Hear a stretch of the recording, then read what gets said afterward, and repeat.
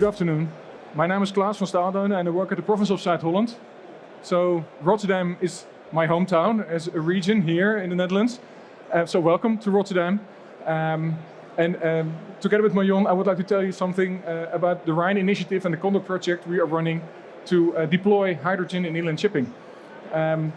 So we try to facilitate this hydrogen ecosystem together. And we start with a short movie.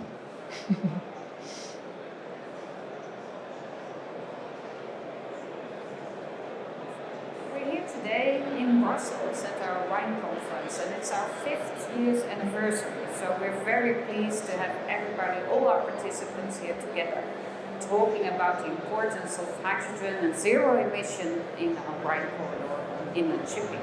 It's important to meet a lot of stakeholders who use, maybe now or in the future, hydrogen. And actually to see how we can create concrete projects and bring supply and demand together. So I'm here today at the Rhine event.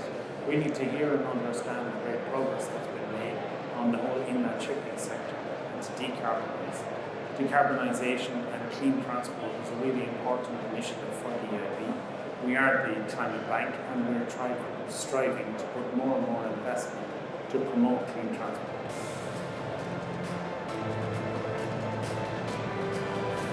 We started with the pilot project, so basically to actually implement in practice 2 ships, so one of zero emission shipping and one of future shipping, the concept so in the tool of realized incentive. We did a game, of course, which was very good. I think it was also meant to be as a start of the discussions on the topic and also the hurdles of greening inland shipping. Another element that I liked today was that we were working in groups and actually exploring the different challenges that we have in the inland shipping sector to move towards zero emission shipping. I think from a learning point of view, one of the key things that came out is the concept of this insight, which the industry is trying to promote by connecting the ultimate users in terms of the freight that is on the ships with the actual freight industry which is transporting them. And creating that direct link in terms of the transaction and the carbon connection through will help, we think, to de-risk the actual financing that ultimately is needed for new clean transport in the sector. There were different people, different parties, stakeholders in the room, and also a lot of government stakeholders. And we also want to show with this incentive that we are not just looking at our governments to support us in these kind of projects, but we are also involved in the markets. So we are trying to really get support from both sides, our governments and the market. What I learned today is that it's very important to cooperate between government, businesses, ship owners, cargo owners. So these people all come together because there are all different perspectives that they bring on the table. We were also very pleased and celebrating the fact that France has joined our group of RINE participants.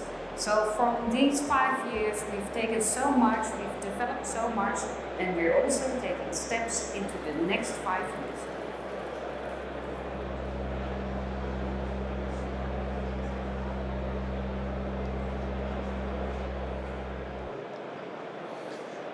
So that was a short introduction to the network and to the content we are in the middle of right now. The RH2INE network is there for already 5 years, so we should celebrate something, but still, we're still striving to get concrete results in the water, together with all these partners you can see behind me on screen, already in several European countries, covering the northwest of Europe as a whole. But together with our premium partner from day one, North Rhine-Westphalia, Inga here on the first row, we try to deliver hydrogen in inland shipping. You see regions, you see companies from all over the value chain, and we try to deliver zero emission inland shipping. And the most important thing to mention right now is that we were There it is. We were striving for 12 vessels in 2025. That was our first goal 5 years ago. But to be honest, we did not manage, unfortunately. The most important reason for that is that the funding and the cargo owners are not in place yet to make this step to really step up and scale up the already significant projects we have. Marjon will tell you in a few minutes about the CONDOR H2 project that we have ready to make this step. And we were really trying to facilitate that these 12 vessels were ready by today. But unfortunately, we only have 3 by now. So we have something to do. These 50 vessels will not come by itself. And we need every effort from governments, from the private partners, and from the project we run to make the next step. So we have the CONDOR H2 project that is really preparing the containers and the vessels. We have the feasibility study for the port infrastructure run in Rijnland-Pfalz. We have the drivetrain project in North Rhine-Westphalia, now covering for the first vessel and containers. So we are really trying to deploy the first results in the water. But as Marjon will explain a little bit, we still have to push really hard. That's me. Yeah. So, as Klaas said, my name is Marjon, Castelijns. I've been leading this project, CONDOR H2 it was called. And the goal of this project is really to remove the hurdles to allow for scaling of hydrogen shipping, so shipping on hydrogen, in the next 5 to 10 years. It is already possible. So the first zero-emission ship, completely zero-emission, is here on the screen, and it was launched last year in May. The same company, it's called Future-Proof Shipping, has already introduced the second ship, which is sailing 100% on hydrogen. These are, however, pilot projects, right? They're demonstrators. It's example projects, and they show that it's technically possible, but there's still also a lot of challenges that we need to overcome to allow this to scale up. This is the solution that Future-Proof Shipping has chosen. It's swappable containers with compressed hydrogen. And this is also what we are trying to implement or are going to implement in this project on a larger scale. So it just shows you very quickly in the animation. It's you have a tank, we call it a tanktainer, in a container format with compressed hydrogen. You swap them at a normal container terminal. The hydrogen can flow to the fuel cell and then to the electricity to the electric motor. And next, the tanks can be swapped, transported to the nearest electrolyzer, and from there be filled and returned to the terminal. I'm a bit faster than the video.